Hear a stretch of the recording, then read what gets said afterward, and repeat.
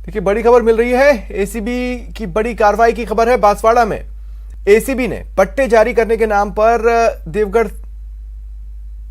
सरपंच ने रिश्वत मांगी थी, इसका पर्दाफाश किया। 19,000 की राशि लेते इन्हें रंगे हाथों पकड़ा गया। तो एसीबी की यह बड़ी कार्रवाई बांसवाड़ा में सामने आई है। दरअसल एसीबी को यह शिकायत मिली कि देवगढ़ सरपंच ने पट्टे जारी करने के नाम पर रिश्वत मांगी है। 25,000 रुपए वो मांग रहा है। इसमें से 19,000 की राशि लेते हुए इसे रंगे हाथों पकड़ा गया।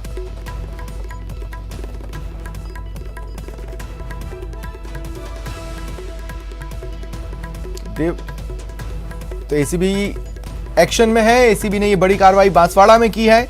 एसीबी को शिकायत मिली थी कि देवगढ़ सरपंच रिश्वत मांग रहा है। पट्टे जारी करने की एवज में उसने रिश्वत की डिमांड की है। इसके बाद मामले का सत्यापन करवाकर एसीबी ने स्ट्रैप की कार्रवाई को प्लान आउट किया और आज उसमें इसे अमली जामा पहनाया गया। 19,000 की घूस लेते उसे गिरफ्तार किया गया, उसे रंगे हाथों पकड़ा गया।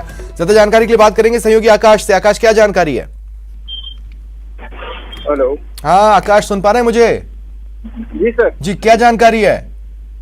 सर, ये प्रशासन शहरों के संघ एक परिवादी द्वारा काम था, जिसमें पट्टे को लेकर सरपंच ने इनसे 25,000 की मांग करी थी, जिसमें इन्होंने शिकायत दर एसीबी में की, जिसमें आज कार्रवाई करते हुए 19,000 रुपए रिश्वत देते हुए रंगा हाथों पकड़ा है। और इसमें आगे ये बताया जा रहा है कि आगे इसकी जानकारी दी जाए। चलिए, शुक्रिया आकाश।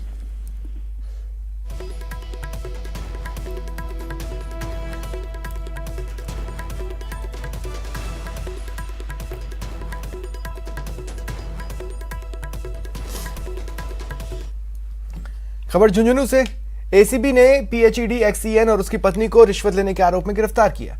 एसीबी झुंझुनू को पिलानी निवासी एक ठेकेदार ने शिकायत दी थी, जिसमें कहा था कि पीएचईडी में लीकेज ठीक करने, वाहन उपलब्ध करवाने और मजदूर उपलब्ध करवाने का काम ठेके पर करता है। उसके करीब 5.5 लाख रुपए के बिल पीएचईडी में पेंडिंग चल रहे थे, जिन्हें पास करने की एवज में 15% की राशि एक्सईएन खेतड़ी राम सिंह चौधरी मांग रहा है। शिकायत पर एसीबी ने सत्यापन करवाया और एक्सईएन को 70,000 रुपए की उसने जो डिमांड की, 60,000 में सौदा पटा। इसके बाद टीम ने दबिश देकर रिश्वतखोर एक्सईएन और उसकी पत्नी को धर दबोचा।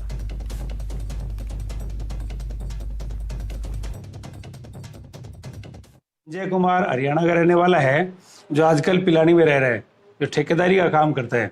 उसने कल 17 तारीख को हमारे सामने एक प्रार्थना पत्र दिया कि साहब राम सिंह एक्सईएन है पीएचईडी, जो उसके 5 लाख से ऊपर के बिलों के परसेंटेज के हिसाब से रिश्वत मांग रहे हैं। मैं रिश्वत नहीं देना चाहता। इस पे हमने कार्रवाई करके कल सत्यापन करवाया। तो सत्यापन में एक्सईएन साहब ने 70,000 रुपये मांगे और 60,000 रुपये में तय हुई। आज इसी मांग के अनुसरण में राम सिंह जी एक्सईएन साहब ने घर पे 60,000 रुपये प्राप्त किए। राम सिंह जी को 60,000 रुपये के साथ गिरफ्तार किए। तबादले की मांग को लेकर तृतीय श्रेणी शिक्षक जयपुर में धरने पर हैं। प्रदेश भर से हजारों की तादाद में जयपुर पहुंचे शिक्षकों ने सरकार के खिलाफ मोर्चा खोला। शहीद स्मारक पर धरना दे रहे हैं। इनसे बात की सहयोगी लवली वधवा ने।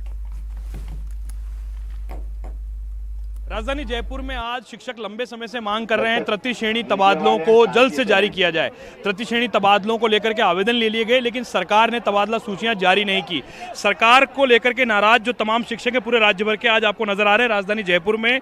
ये वो तमाम शिक्षक हैं जो बच्चों के भविष्य को तैयार करते हैं, लेकिन इन्हें मजबूर होकर के तपती गर्मी में आज राजधानी जयपुर में आना पड़ा और यहाँ आकर के ये अपनी मांगों को लेकर के सरकार को जगा रहे हैं। हमारे साथ शिक्षक नेता जो हैं, उनके पदाधिकारी मौजूद है, उनसे हम बात करते हैं कि उनकी किस तरह की मांग है और वो क्या चाहते हैं, किस तरह की उनकी डिमांड है। क्या नाम है भाई साहब आप लोगों का? क्या मांग है आप लोगों की? एक सूत्री मांग है इनकी तृतीय श्रेणी अध्यापकों ट्रांसफर की। राज्य सरकार ने 2019 में 7 सितंबर को माननीय मुख्यमंत्री महोदय ने हमारे सम्मेलन में जोधपुर में ये घोषणा की थी कि मैं बहुत जल्दी नीति बना के और 3rd ग्रेड के ट्रांसफर करूंगा। लेकिन उसके बाद में कोरोना आया, इन लोगों ने इंतजार में कोई कसर नहीं छोड़ी। सरकार का कार्यकाल लगभग 3.25 साल होने जा रहा है। उस समय प्रताड़ित तत्कालीन सरकार द्वारा कुछ लोग थे, वो आज तक उम्मीद लगाए बैठे हैं। इसलिए राज्य सरकार को अविलंब इनका एक सूत्री मांग पत्र है। दुनिया में कोई आंदोलन नहीं करना चाहता बेवजह 48 और 50 टेम्परेचर के बीच में। इन लोगों की वाजिब मांग है और तमाम संगठन नैतिक रूप से भी इनके साथ हैं, सारे महासंघ इनके साथ हैं और इनका जब तक निराकरण नहीं किया जाएगा। और मेरी माननीय मुख्यमंत्री महोदय से अपील है कि आप अहिंसावादी हो, संवेदनशील हो, अगर आप तक ये आवाज पहुंचती है तो आप तत्काल प्रतिनिधिमंडल को बुलाकर इनकी समस्याओं का निराकरण करेंगे। इस समय से मांग हो रही है, आवेदन ले लिए गए, फिर क्या मामला लगता है आप लोगों को, क्यों अटक रहे हैं फिर तबादला? राजस्थान सरकार ने पिछले कई वर्षों से तृतीय श्रेणी शिक्षकों के स्थानांतरण नहीं किए और इसी रोष के कारण आज सभी शिक्षक संघ एक संघर्ष समिति बना के यहाँ आंदोलन कर रहे हैं। और मैं समझता हूँ राजस्थान की सरकार को आज तुरंत निर्णय लेना चाहिए स्थानांतरण करने के लिए, क्योंकि ये जो शहीद स्मारक पे जो धरना दे रहे शिक्षक हैं, हमारा महासंघ और सभी महासंघ इनके समर्थन में आज यहाँ है। और शीघ्र राजस्थान सरकार को इनकी भावनाओं को देखते हुए, क्योंकि कोई भी आंदोलन करना नहीं चाहता जब तक उनके ऊपर पूरी तरीके से परेशानी नहीं आए, क्योंकि यहाँ पे 15-15, 20-20 साल से कर्मचारी जो है 500-500, 400-400 किलोमीटर घरों से दूर है। और नई जो भर्ती आ रही है लेवल फर्स्ट की, उसकी 15,000 नियुक्तियाँ देने की सोच रहे हैं। मैं समझता हूँ अगर वो 15,000 नियुक्तियाँ दे रही है तो पहले इनका स्थानांतरण करे और उसके बाद में नियुक्ति दे, वरना ये जो है 17-20 साल से बाहर बैठे हैं, ये वापस वैसे के वैसे होगा, इनके साथ बहुत बड़ी नाइंसाफी होगी। तो मैं माननीय मुख्यमंत्री जी से निवेदन करता हूँ अभी इस धरने के माध्यम से कि शीघ्र तृतीय श्रेणी शिक्षकों के स्थानांतरण को वरीयता दे और स्थानांतरण को खोले और खोल के इनको अपने अपने घरों के पास भेजे। घरों के पास भेजने की मांग है। बड़ी बात यह है कि तृतीय श्रेणी शिक्षक जो है वो लगातार डिमांड करता है, कई तरह की दिक्कतों का सामना करना पड़ता है कि जो ट्रांसफर पॉलिसी है उसको लेकर के बात की जा रही है। और महिलाएं, उनसे हम बात करते हैं। तमाम तरह की जो पाबंदियां हैं वो तृतीय श्रेणी शिक्षकों पर लगी हुई है। क्या सरकार को आप अपना संदेश देना चाहती हैं आज? सरकार को मैं ये संदेश देना चाहती हूँ, जो मेरी बहन है अपना घर छोड़ के, घर बार सब कुछ छोड़ के, जो 10-10 किलोमीटर 10-10 कोस दूर गाँव में लगी हुई रहती है, जो हमारी बहनें, उन बहनों के लिए सरकार सामने देखे। अगर वो मानसिक रूप से अपने परिवार के साथ रहेगी, उनके शहर में नौकरी अगर लग जाती है तो वो बच्चों को बहुत अच्छे से शिक्षा दे पाएगी, क्योंकि जब मानसिक रूप से व्यक्ति होता है एकीकृत। कैमरा पर्सन बलवीर के साथ लवली वधवा, न्यूज़ 18 जयपुर। अंतर्राष्ट्रीय संग्रहालय दिवस के अवसर पर राजस्थान पुरातत्व विभाग ने ऐतिहासिक पहल की है। भारत में पहली बार आजादी के अमृत महोत्सव के तहत बच्चों के लिए लाइव पेंटिंग प्रतियोगिता और प्रदर्शनी का आयोजन किया गया है। पुरातत्व विभाग द्वारा आयोजित म्यूजियम थ्रू माई आईज का उद्घाटन राजस्थान के प्रसिद्ध आमेर किले में 18 मई शाम 6 बजे किया जाएगा। साथ ही विभाग द्वारा लाइव पेंटिंग प्रतियोगिता भी होगी, जिसमें बच्चों को आमेर महल के गणेश पोल का चित्र बनाना होगा। इतना ही नहीं, 15 दिवसीय प्रदर्शनी का भी आयोजन किया गया है, जिसमें बच्चों में देश विदेश की कला और संस्कृति के प्रति जागरूकता बढ़ेगी।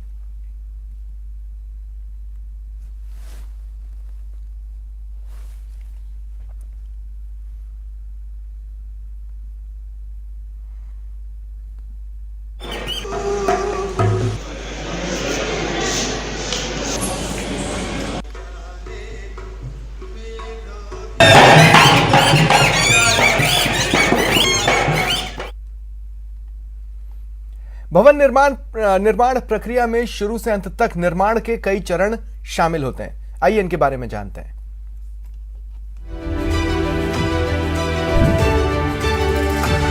सीसी, एनओसी और ओसी, हम सभी ने अपनी जिंदगी में इन शब्दों को सुना होगा, पर क्या आप इनका मतलब जानते हैं? घर बनाने की प्रक्रिया में ये बहुत जरूरी गवर्नमेंट डॉक्यूमेंट्स हैं।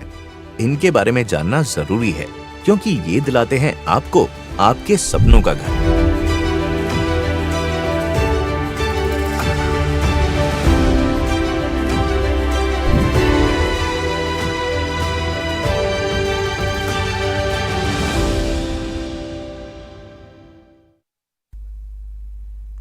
फिलहाल इतना ही, नमस्कार।